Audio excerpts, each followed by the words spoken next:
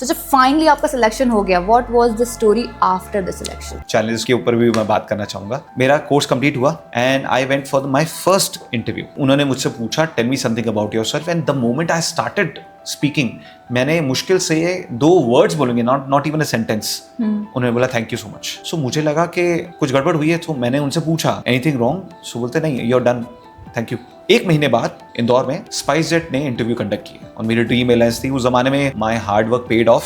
SpiceJet ने final round complete किया, सब कुछ किया, और एचआर ने मुझे बोला कांग्रेचुलेशन हर्षदीप, आपका सिलेक्शन हो गया है। तो मुझे उन्होंने बोला था कि आपका मेडिकल टेस्ट होने वाला है, हम आपको मेल करेंगे।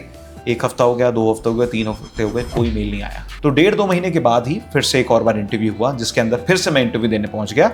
Again I have given the interview and again I got selected, and the same process happened with me again. Medically का कोई कॉल नहीं आया। I went to Mumbai. Third time again I have given the interview for SpiceJet. इस बार भी उन्होंने मुझे select किया, and this time HR assured me कि Harshdeep definitely within a week you will be called for the medicals. Third time also they didn't turn back. किसी friend ने मुझे idea दिया कि तेरा कैबिन क्रू तो नहीं हो पाएगा, देख तेरे चांसेस भी नहीं है, इससे बेटर तू ग्राउंड स्टाफ के लिए चले जा। I went for the interview और ये 5वां इंटरव्यू हो चुका था।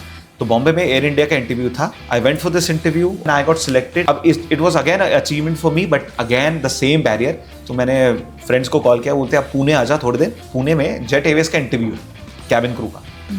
मैं इंटरव्यू देने पहुंच गया। मेरे 1 2 3 करते 14 नाम लिए और 15th नाम उन्होंने बोला Harshdeep Khanuja you are selected for Jet Airways cabin crew.